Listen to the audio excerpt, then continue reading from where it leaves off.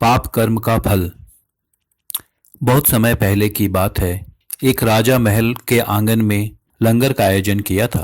ब्राह्मणों को लंगर में भोजन करा रहा था। राजा का रसोइया खुले आंगन में भोजन पका रहा था। उसी समय एक चील अपने पंजे में एक जिंदा सांप को लेकर राजा के महल के ऊपर से गुजरी।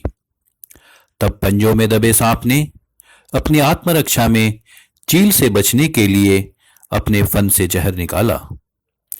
तब रसोइया जो लंगर ब्राह्मणों के लिए पका रहा था, उस लंगर में सांप के मुख से निकली जहर के कुछ बूंदें खाने में गिर गई। किसी को कुछ पता नहीं चला। फलस्वरूप वो ब्राह्मण जो भोजन करने आए थे, उन सब की जहरीला खाना खाते ही मौत हो गई। जब राजा को सारे ब्राह्मणों की मृत्यु का पता चला तो ब्रह्म हत्या होने से उसे बहुत दुख हुआ। ऐसे में ऊपर बैठे जमराज के लिए भी यह फैसला लेना मुश्किल हो गया कि इस पाप कर्म का फल किसके खाते में जाएगा। राजा जिसको पता ही नहीं था कि खाना जहरीला हो गया है, या रसोइया जिसको पता ही नहीं था कि खाना बनाते समय वो जहरीला हो गया, या वह चील जो जहरीला सांप लिए राजा के ऊपर से गुजरी, या वो सांप जिसने अपनी आत्मरक्षा में जहर निकाला। बहुत दिनों तक ये मामला जमराज के फाइल में अटका रहा। फिर कुछ समय बाद कुछ ब्राह्मण राजा से मिलने उस राज्य में आए और उन्होंने किसी महिला से महल का रास्ता पूछा। उस महिला ने महल का रास्ता तो बता दिया, पर रास्ता बताते के साथ साथ ब्राह्मणों से यह भी कह दिया कि देखो भाई, जरा ध्यान रखना, वो राजा अब जैसे ब्राह्मणों को खाने में जहर देकर मार देता है।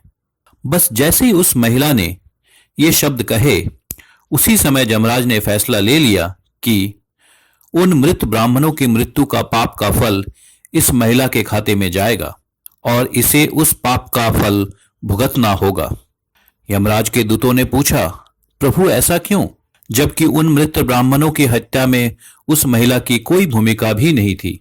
तब यमराज ने कहा कि भाई देखो, जब कोई व्यक्ति पाप करता है तब उसे बड़ा आनंद मिलता है, पर उन मृत ब्राह्मणों की हत्या से न तो राजा को आनंद मिला, ना ही उस रसोइया को आनंद मिला, ना ही उस सांप को आनंद मिला और ना ही उस चील को आनंद मिला, पर उस पाप कर्म की घटना का बुराई करने के भाव से बखान कर उस महिला को जरूर आनंद मिला। इसलिए राजा के उस अनजाने पाप कर्म का फल अब इस महिला के खाते में जाएगा। बस इसी घटना के तहत आज तक जब भी कोई व्यक्ति जब किसी दूसरे के पाप कर्म का बखान बुरे भाव से करता है, तब उस व्यक्ति का पापों का हिस्सा उस बुराई करने वाले के खाते में भी डाल दिया जाता है। अक्सर हम जीवन में सोचते हैं कि हमने जीवन में ऐसा कोई पाप नहीं किया, फिर भी हमारे जीवन में इतना कष्ट क्यों आया। ये कष्ट और कहीं से नहीं, बल्कि लोगों की बुराई करने के कारण उनके पाप कर्मों से आया होता है, जो बुराई करते ही हमारे खाते में ट्रांसफर हो जाता है। इसलिए आज से ही संकल्प कर ले कि किसी के भी और किसी भी पाप का बखान बुरे भाव से कभी नहीं करना, यानी किसी की भी बुराई या चुगली कभी नहीं करनी है। लेकिन यदि फिर भी हम ऐसा करते हैं तो हमें भी इसका फल आज नहीं तो कल जरूर भुगतना ही पड़ेगा। धन्यवाद।